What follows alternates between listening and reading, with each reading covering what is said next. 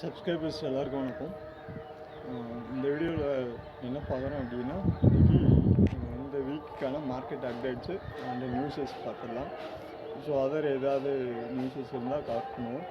இப்போ வந்து இன்றைக்கி வந்து நமக்கு ஆக்சுவலாக வந்து நீங்கள் நம்ம சேனலை பார்க்குறீங்க, கண்டினியூஸாக பார்க்குறீங்க அப்படின்னாலும் சரி, ஏதாவது வந்து ட்ரேட் பண்ணுறீங்க அப்படின்னாலும் சரி, உங்களுக்கு நீங்கள் வாட்ச் பண்ணுறீங்க அப்படின்னா சேனலை வந்து சப்ஸ்கிரைப் பண்ணிக்கங்க. வீடியோஸ் பிடிச்சிருக்கு அப்படின்னா என்ன பண்ணுங்கள், உங்கள் ஃப்ரெண்ட்ஸு ட்ரேட் பண்ணுறவங்களுக்கு ஷேர் பண்ணுங்கள். ஏதாவது டவுட் இருக்குது, இன்வெஸ்ட்மெண்ட்டில் டவுட் இருக்குது, இல்லைனா இன்வெஸ்ட்மெண்ட் ஓரியன்டாக வந்து எனக்கு போர்ட்ஃபோலியோ மெயின்டைன் பண்ணுறேன், இல்லை இது என்கிட்ட வந்து இன்வெஸ்ட் பண்ணியிருக்கேன் அப்படின்னா, ஸோ எஜுகேஷன் பர்பஸ்னால் நம்ம வந்து உங்களுக்கு டீச் பண்ணுறோம். லேர்ன் பண்ணுறது அப்படின்னா டவுட்ஸ் இருந்தால் கேளுங்க. அதர்வைஸ் வந்து ஒரு ஃபினான்ஷியல் அட்வைஸராக வந்து உங்கள் கேபிட்டல் ஃபண்டுன்றதை நீங்கள் தான் சேஃபாக வச்சுக்கணும். ஸோ நிறையா இஷ்யூஸ் இருக்கும். மார்க்கெட்டில் சர்வே பண்ணுறது, இங்கே நல்லா திங்க் பண்ணி பார்க்கணும். மணி மேக் பண்ணுறது, பணம் சம்பாதிக்கிறதுன்றது வந்து அவ்வளோ ஈஸியானதாக இருக்காது உங்களுக்கு. நீங்கள் எங்கே போய் பார்த்தாலும் ஏதாவது எல்லா ஃபீல்டுலேயும் ஏதாவது ஒரு ஸ்கேமர்ஸ், அதாவது ஏமாத்துறவங்க இருப்பாங்க, ஓகேங்களா? அப்போது நீங்கள் ஜென்யூனாக யார் உங்களுக்கு இருக்கும்,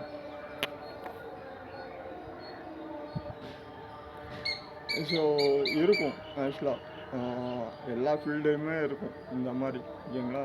மார்க்கெட்டில் ரொம்ப ரொம்ப ரிஸ்க் அதிகம். இன்வெஸ்ட்மெண்ட் ஃபீல்டில் அதுவும் இதில் மணி மேக் பண்ணுறது ரொம்ப ரிஸ்க் அதிகம்.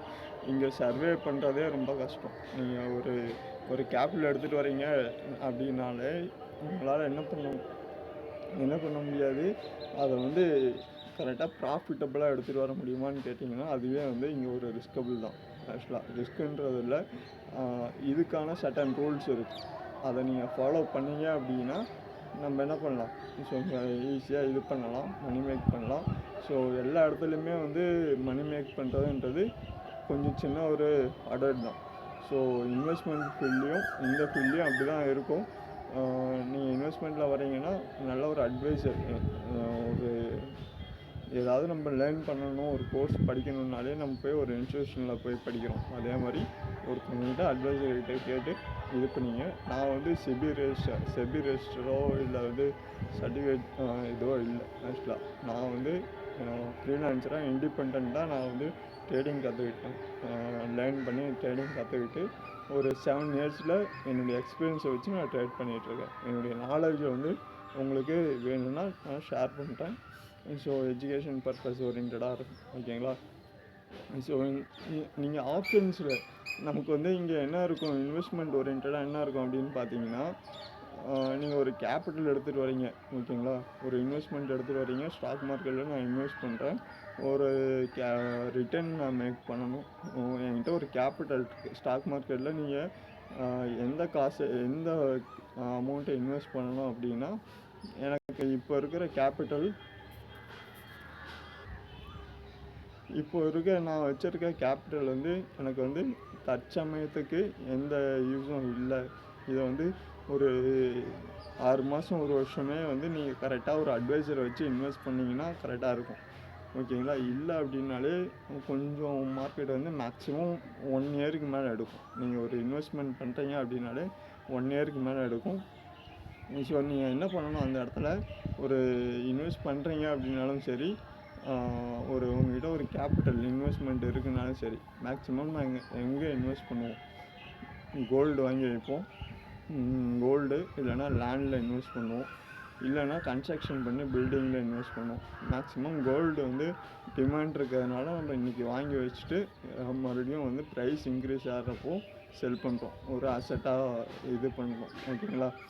ஸோ அதே மாதிரி ஸ்டாக் மார்க்கெட்டுன்றது கம்பெனிஸ் ஒரு 50 இந்த நமக்கு இங்கே நம்ம டெய்லி யூஸ் பண்ணுற ப்ராடக்ட்ஸ் இருக்குல்ல, அதை மேனுஃபேக்சர் பண்ணுற ஒரு பிஸ்னஸ்ன்ற தொழில் ரீதியான ஒரு பிளாட்ஃபார்ம் தான், ஓகேங்களா?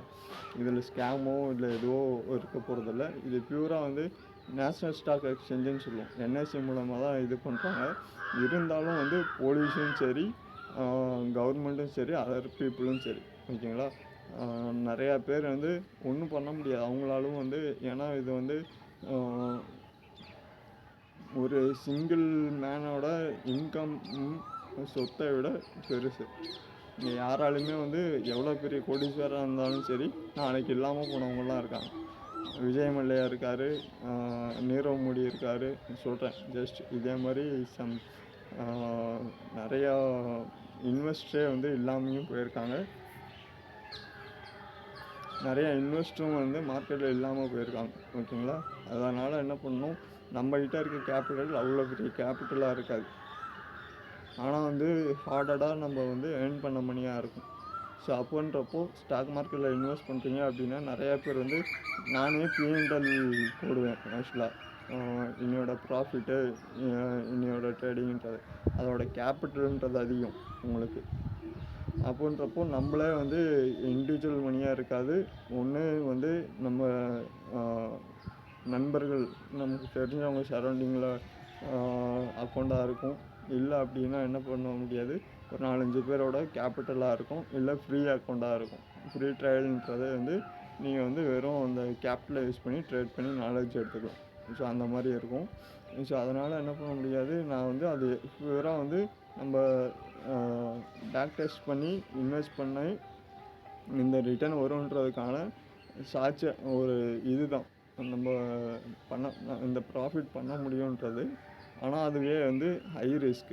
ஈஸியாக வந்து ஒரு நாளில் நீங்கள் எடுத்துட முடியுமான்னு கேட்டால் எடுக்க முடியாது. அந்த கேப்பில் லூஸ் பண்ணிட்டீங்க அப்படின்னா மறுபடியும் அதை ஏர்ன் பண்ணுறதுக்கும் ரொம்ப டைம் ஆகும்.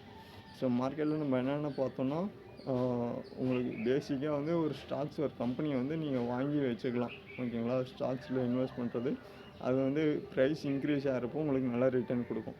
இது இல்லாமல் ஆப்ஷன் ட்ரேடிங் இருக்குது, இது இல்லாமல் ஃப்யூச்சர் ட்ரேடிங் இருக்குது. ஸோ ஸ்டாக்ஸுன்றது எல்லாமே ரிஸ்க்கு தான். ஸோ எது எடுத்தோடனே வந்து நம்ம மைண்ட் செட் வந்து இது எதில் போட்டால் லாபம் அதிகமாக வரும், எதில் போட்டால் லாபம் கம்மியாக வரும்ன்ற மாதிரி போகும்.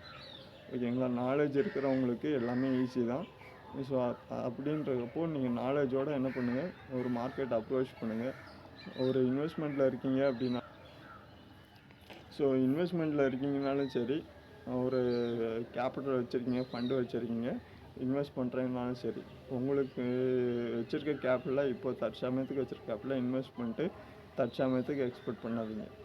இன்றைக்கி நான் வச்சுருக்கேன் ஒரு 1 மந்த்ஸு 2 மந்த்ஸுன்றது பண்ண முடியுன்றதை விட அது வந்து என்ன பண்ண முடியும், உங்களால் மறுபடியும் இது பண்ண ஒரு அப்படியே ஒரு மைனஸ் ஆயிடுச்சு அப்படின்னா அதை என்ன பண்ண முடியும், மறுபடியும் உங்களால் ஒன்றும் இல்லை, ஒரு 1000 ஒரு ஷேரோட ப்ரைஸ் ஒரு 10 லட்ச ரூபா இன்வெஸ்ட் பண்ணுறீங்க, ஒரு 5 லட்ச ரூபா இன்வெஸ்ட் பண்ணுறீங்க. ஓகேங்களா? இன்வெஸ்ட் பண்ணிட்டு அது 4 லட்சமாக ஆயிடுச்சு அப்படின்னா யாராலுமே வந்து அந்த 1 லட்ச ரூபா லாஸ் வந்து என்ன பண்ண முடியுங்க, அக்செப்ட் பண்ண முடியாது. மறுபடியும் அந்த 4 லட்சன்றது 5 லட்சமாக வருமா, போட்டால் ஏதாச்சும் வருமானது தான் நீங்கள் எக்ஸ்பெக்ட் பண்ணுவீங்க. ஓகேங்களா? ஸோ ப்ரைஸ் வந்து அப் அண்ட் டவுன் இருக்கும், இன்க்ரீஸ் ஆகும், டவுன் ஆகும்.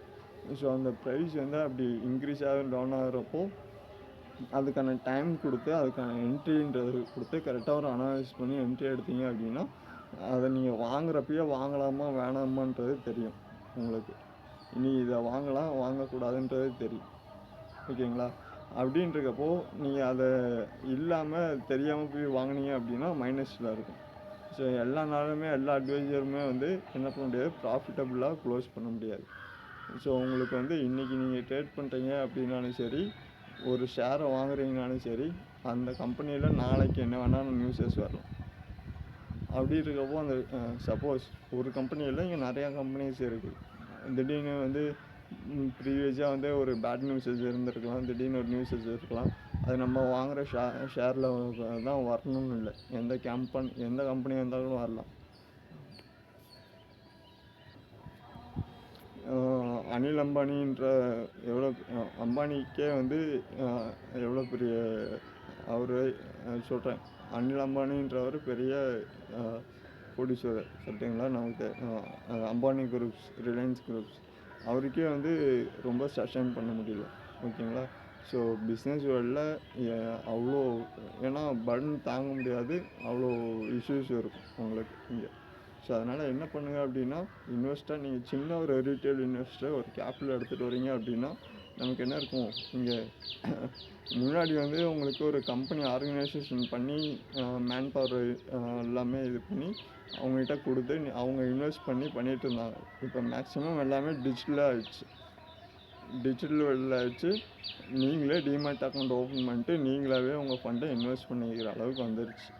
ஸோ இன்வெஸ்ட்மெண்ட்டுன்றது ஒரு சேவிங்ஸ் தான். ஓகேங்களா? இன்றைக்கி நம்ம ஒரு கேபிட்டல் நம்மள்கிட்ட இருக்குது, இன்வெஸ்ட் பண்ணுறோம் அப்படின்னா, சும்மா இருக்கிறதுக்கு ஒரு பிஸ்னஸில் இன்வெஸ்ட் பண்ணி ரிட்டர்ன் பண்ணி அதில் வர ப்ராஃபிட்டபுளாக நம்ம யூஸ் பண்ண போகிறோம். ஓகேங்களா? இதுதான். இல்லை அப்படின்னா பெஸ்ட்டு வே எஃப்டி இருக்குது, ஃபிக்ஸட் டெபாசிட் இருக்குது. இல்லை அப்படின்னா கேபிட்டல் நல்லா இருக்குது அப்படின்னா லேண்ட் இருக்குது. இல்லை இன்னும்னா கோல்டில் நீங்கள் போய்ட்டு இது பண்ணிக்கலாம். எல்லாமே என்னென்னா, ஃபஸ்ட்டு வந்து நம்மளோட எல்லா தேவையும் அடிப்படை எல்லா நீடஸும் போக மந்த்லி ஒரு 50,000 சம்பளம் வருதுன்னா எல்லா செலவும் போக மீதி இருக்குது எனக்கு இந்த அமௌண்ட்டு மாதம் அப்படின்னா அந்த மார்க்கெட்டை நீங்கள் இன்வெஸ்ட்மெண்ட்டில் போடலாம்.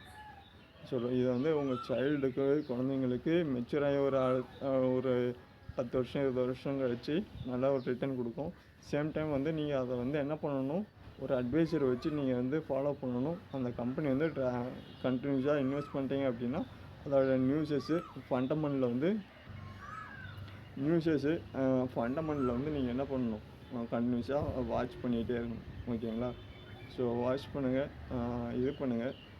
இந்த வீக் வந்து நம்ம ஆப்ஷன்ஸில் ட்ரேட் பண்ணிகிட்டு இருந்தோம், ஸ்டாக்ஸ் வந்து ஆப்ஷன் பண்ணிகிட்டு இருந்தோம். ஃப்யூச்சர் நம்ம ஏன் பண்ணலை அப்படின்னா, ஃப்யூச்சர் வந்து கொஞ்சம் கேபிட்டல் அதிகமாக தேவைப்படும். ஏன்னா வந்து இங்கே வந்து என்ன பண்ண முடியாது, லாஸ் புக் பண்ணுற மாதிரி இருக்கும். குயிக்காக வந்து ஃப்ளக்சுவேஷன் ஆகும் மார்க்கெட், ரொம்ப ஹைலி ஃப்ளக்சுவேஷன் இருக்கும் ஃப்யூச்சரில். ஸோ ஃப்யூச்சர் ட்ரேடிங் நம்ம வரப்போகிற நாளில் கொஞ்சம் கொஞ்சமாக பார்ப்போம். ஓகேங்களா? ஸோ அதர்வைஸ் வந்து உங்களுக்கு இன்வெஸ்ட்மெண்ட் ஓரியன்டாக டவுட் இருக்குது, இல்லை இன்வெஸ்ட்மெண்ட்டில் இருக்கீங்க அப்படின்னாலும் சரி, சேனலை சப்ஸ்கிரைப் பண்ணிக்கிங்க. ஏதாவது உங்களுக்கு சேனல் ஓரியன்டாக ஏதாவது டவுட் இருக்குது அப்படின்னாலும் சரி, உங்களுக்கு இன்வெஸ்ட்மெண்ட் ஓரியன்டாக டவுட் இருந்தாலும் சரி, மெயில் இருக்குது, இல்லை கமெண்ட் பாக்ஸ் இருக்குது, கேளுங்க. வீடியோ பிடிச்சிருந்தா மறக்காமல் லைக் பண்ணி சப்ஸ்கிரைப் பண்ணிங்க. அடுத்த வீடியோவில் பார்ப்போம். நன்றி, வணக்கம்.